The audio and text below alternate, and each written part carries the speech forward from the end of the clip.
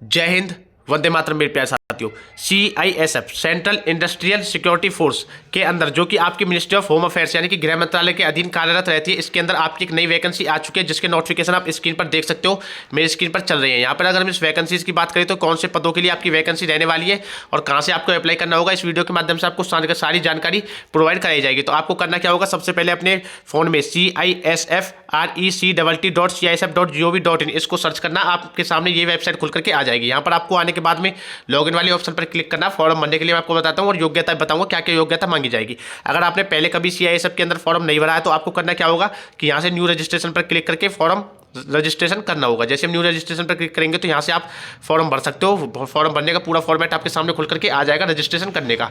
अगर आपने पहले से रजिस्ट्रेशन किया हुआ तो आपको करना क्या होगा, इस वाले ऑप्शन पर क्लिक करना होगा, जो यहाँ पर आप देख सकते हो कांस्टेबल ड्राइवर DCPO 2024 की जो भर्ती निकाली गई, यानी कि ड्राइवर के पदों के लिए भर्ती होने वाली है। यहाँ पर आपको क्या करना होगा, रजिस्ट्रेशन नंबर डालना होगा, पासवर्ड डालना होगा, यहाँ पर एक कैप्चर कोड डालना होगा। उसके बाद में आपको नीचे से लॉगिन कर सबमिट कर देना होगा। जैसे आप सबमिट करोगे तो आपके सामने पूरा फॉर्म खुल करके आ जाएगा, वो फॉर्म आपको भर देना होगा। ठीक है ना, ये इसमें फॉर्म भरने की जो आपकी प्रक्रिया रहेगी। साथ ही मैं आपको बता दूं इसमें कौन कौन आवेदन कर सकता है। तो यहाँ पर आप जैसे नोटिफिकेशन डाउनलोड करोगे तो यार मेरे सामने नोटिफिकेशन डाउनलोड हो चुका है। नोटिफिकेशन में आपको सारी महत्वपूर्ण जानकारी दी हुई है, कौन कौन आवेदन कर सकता है, क्या क्या योग्यता मांगेगी, क्या सिलेक्शन प्रोसेस रहने वाला है, सारा पढ़ के बताऊंगा। टोटल वैकेंसीज की बात करते हैं तो 1124 टोटल वैकेंसी हो जाती है। उससे पहले आपके लिए महत्वपूर्ण जानकारी दे देता हूँ। अगर आपने CISF जो कांस्टेबल फायर की भर्ती आई थी उसका फिजिकल दिया था और फिजिकल पास कर लिया है तो आपके लिए अब एग्जाम कंडक्ट कराया जाएगा। तो एग्जाम के लिए आप मेरे पास मैसेज करते रहते हो ना कि आप कोई अच्छी सी बुक बता दीजिए, तो ये बुक आपकी हो जाती है। चाक्षु पब्लिकेशन की आपकी ये बुक हो जाती है। ये आपके नवीनतम पाठ्यक्रम के आधार पर बनाई गई है, बिल्कुल आपके सिलेबस के अनुसार। इसमें अगर हम बात करते हैं तो टोटल आपको 2450 प्लस बहुविकल्पी पे प्रश्न देखने को मिल जाएंगे, 20 प्रैक्टिस सेट मिल जाएंगे, 2 सॉल्व प्रैक्टिस सेट देखने को मिल जाएंगे। ठीक है ना। अब हम बात कर लेते हैं आपकी CISF वाली नई भर्ती की, जो आपके ऑनलाइन आवेदन जिसके आज से स्टार्ट हुए हैं। इस भर्ती के जो ऑनलाइन एप्लीकेशन फॉर्म है वो 3/2/2025 यानी कि आज से स्टार्ट हो चुके हैं। 4 मार्च 2025 लास्ट डेट रहने वाली है। ये भर्ती आपकी ड्राइवर फायर सर्विस ड्राइवर के लिए वैकेंसी होने वाली है। इसमें अगर हम बात करते हैं आपकी पे स्केल की तो आपकी जो सैलरी रहेगी 21,700 से लेकर के 29,100 रुपये तक आपकी सैलरी रहेगी। लेवल 3 की सैलरी रहेगी। वैकेंसीज मैंने आपको बताई थी 1124 टोटल वैकेंसी हो जाती है। कैटेगरी वाइज आप यहाँ पर वैकेंसी देख सकते हो। General, SC ST OBC EWS total vacancy दी हुई है। यहाँ पर एक्स सर्विसमैन के लिए वैकेंसी रिजर्व की गई है। ठीक है ना। उसके बाद में अगर हम बात करते हैं आपकी सिलेक्शन प्रोसेस की तो इसमें सिलेक्शन प्रोसेस में अगर हम बात करें तो सबसे पहले आपका PET और PST यानी कि फिजिकल होगा आपका। उसके बाद फिजिकल होने के बाद में आपके डॉक्यूमेंट चेक किए जाएंगे। जो डॉक्यूमेंट में पास हो जाते हो तो उसके बाद आपका ट्रेड टेस्ट होगा। इसके अंदर आपके ड्राइवरी वगैरह करा करके देखेंगे। उसके बाद में आपका क्या होगा, OMR सीट यानी कि CBT computer based exam return examination होगा, जो कि कंप्यूटर बेस्ड टेस्ट होगा। जो बच्चे कंप्यूटर बेस्ड टेस्ट में पास हो जाएंगे उनको फिर क्या होगा, DME यानी कि डायरेक्ट मेडिकल होगा। उसके बाद में रिव्यू मेडिकल एग्जामिनेशन होगा। ठीक है, यानी कि पहले आपका डिटेल मेडिकल एग्जामिनेशन होगा। अगर कोई पॉइंट बनता है तो आपको मेडिकल हॉस्पिटल में रेफर करेंगे। MH में जो आपका बेस हॉस्पिटल होता है उसमें रिव्यू मेडिकल एग्जामिनेशन आपका किया जाता है। उसके बाद में आपके अगर हम एज लिमिट की बात करते हैं तो इसमें 21 साल से लेकर के 27 साल तक एज लिमिट मांगी गई है।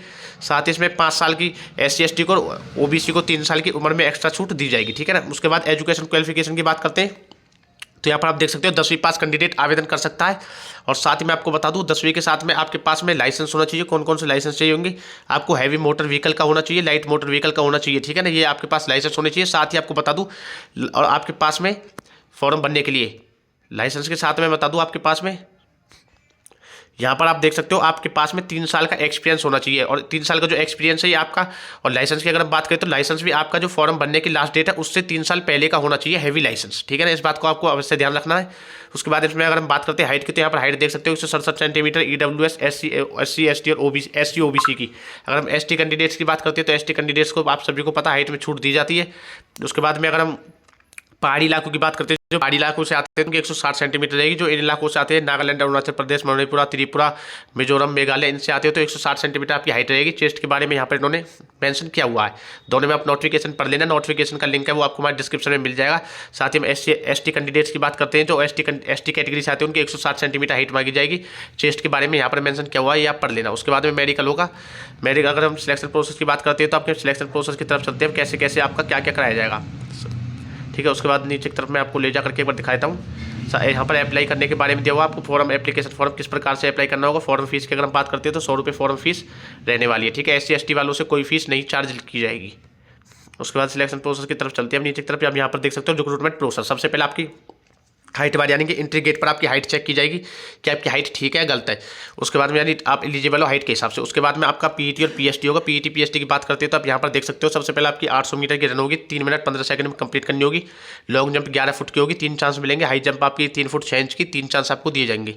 उसके बाद में अगर बात करते हैं तो पीएसटी में आपके जो वेट वगैरह बाद में जो फिजिकल होने के बाद चेक होते हैं वो आपके चेक किए जाएंगे। उसके बाद में आपका डॉक्यूमेंट चेक किए जाएंगे। डॉक्यूमेंट्स के अंदर अगर हम बात करते हैं कौन कौन से डॉक्यूमेंट होने चाहिए, तो यहाँ पर आप डॉक्यूमेंट्स की लिस्ट देख सकते हो। Education certificate, date of birth certificate, heavy motor vehicle का लाइसेंस और लाइट मोटर व्हीकल का लाइसेंस, साथ में एससी एसटी और ओबीसी का सर्टिफिकेट आपके पास में होना चाहिए। और बाकी आप जिस कैटेगरी से छूट प्राप्त करते हो वो सर्टिफिकेट आपके पास में होने चाहिए। उसके बाद में ट्रेड टेस्ट की अगर बात करते हो तो यहाँ पर आप ट्रेड टेस्ट देख सकते हो। ट्रेड टेस्ट में आपको यहाँ पर ड्राइविंग टेस्ट, लाइट व्हीकल का ड्राइविंग टेस्ट देना होगा, जिसमें आपके 100 टोटल मार्क्स 100 रहेंगे। 100 में से आपको 25 मार्क्स लेने होंगे क्वालिफाई होने के लिए। उसके बाद हैवी व्हीकल का होगा, उसमें से 50 में से आपको 25 मार्क्स लेने होंगे। उसके बाद आपका प्रैक्टिकल नॉलेज ली जाएगी, जिसमें आपके 30 नंबर का रहेगा, 15 नंबर आपको लेने होंगे इसमें। उसके बाद में आपका रिटर्न एग्जाम होगा। रिटर्न एग्जाम की अगर हम बात करते हैं कि आपका रिटर्न एग्जाम में क्या क्या होगा, सीबीटी मोड यानी कंप्यूटर बेस्ड टेस्ट होता है आपका। सब्जेक्ट की अगर हम बात करते हैं तो यहाँ पर आप देख सकते हो जनरल नॉलेज और जनरल अवेयरनेस के आपके जो क्वेश्चन रहेंगे 20 क्वेश्चन 20 नंबर के रहेंगे। मैथ के आपके 20 क्वेश्चन 20 नंबर के रहेंगे। एनालिटिक एप्टीट्यूड के आपके 20 क्वेश्चन 20 नंबर के रहेंगे। उसके बाद में आपकी जो रीजनिंग वगैरह हो जाती है 20 क्वेश्चन 20 नंबर के रहेंगे। साथ ही basic knowledge of Hindi English, इसलिए आपके लिए ऑप्शन रहेगी, हिंदी लेते हो तो हिंदी, इंग्लिश लेते हो तो इंग्लिश रहेगी। इसके 20 क्वेश्चन 20 नंबर के रहेंगे। टोटल 120 मिनट का समय रहेगा। 100 क्वेश्चन 100 नंबर के आपके रहने वाले हैं। साथ में नेगेटिव मार्किंग रहेगी 0.25 की आपकी नेगेटिव मार्किंग। इसके अंदर नेगेटिव मार्किंग यहाँ पर नो नेगेटिव मार्किंग यानी आपकी नेगेटिव मार्किंग नहीं रहेगी।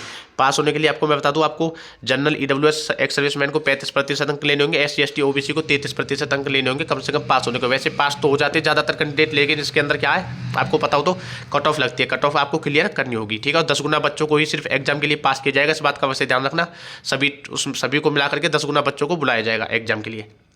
उसके बाद में जो बच्चे एग्जाम पास कर लेते हैं उनका फिर मेडिकल होगा। मेडिकल के बाद में आपकी क्या होगी, ज्वाइनिंग होगी। मेडिकल के बारे में आपको जो आपका नॉर्मली मेडिकल होता है सभी आर्मड फोर्सेज में, पैरामेडिकल फोर्सेज जो होती है ना उन सभी में होता है, वही आपका मेडिकल टेस्ट कराया जाएगा, ठीक है। अगर कोई डाउट है भर्ती से संबंधित कुछ पूछना चाहते हो तो मैं आपको बता दूं, आपको करना क्या होगा, मैंने डिस्क्रिप्शन में अपने इंस्टाग्राम का लिंक दिया हुआ है। इंस्टाग्राम पर जाकर के आप मुझे डायरेक्ट मैसेज कर सकते हो, कोई डाउट है तो मैसेज पर पूछ सकते हो। साथ ही नीचे डिस्क्रिप्शन में आपको लिंक मिल जाएगा, किस चीज़ का मैं बता दूं, आपको लिंक मिलेगा डिस्क्रिप्शन में हमारे टेलीग्राम का। टेलीग्राम को ज्वाइन कर लेना, क्योंकि टेलीग्राम पर ये नोटिफिकेशन आपको प्रोवाइड करा दूंगा मैं, ठीक है। अगर बुक परचेज करना चाहते हो, जो मैंने आपको बुक दिखाई थी, अगर आप ये बुक परचेज करना चाहते हो जो आपकी कांस्टेबल फायर की थी, अगर तुम में से किसी ने फायर का फिजिकल पास कर लिया तो आप इस बुक को परचेज कर सकते हो। इससे आपको ये भी अंदाजा लग जाएगा कि आपको जो एग्जाम है वो आपसे पास होगा या नहीं होगा, ठीक है। क्योंकि जब आप पढ़ना शुरू करते हो उसी टाइम पर आपको पता लग जाता है, तो आप इस पूरी बुक को पढ़ लेना, क्योंकि आपके एग्जाम में बहुत मदद करने वाली है ये सब कांस्टेबल फायर के लिए, ठीक है ना। बिना देरी किए हुए लिंक परचेज करने का जो लिंक है वो मैंने इसका डिस्क्रिप्शन में डाल दिया। उस डिस्क्रिप्शन में दिए हुए लिंक पर जैसे आप क्लिक करोगे अपने घर बैठे बैठे मंगा सकते हो, घर बैठकर अपने एग्जाम की तैयारी कर सकते हो। और आने वाली पल पल की अपडेट के लिए हमारे चैनल को सब्सक्राइब करके घंटी दबा लें, जिससे आने वाली सभी अपडेट आपको प्राप्त हो सके समय पर। जय हिंद, जय भारत।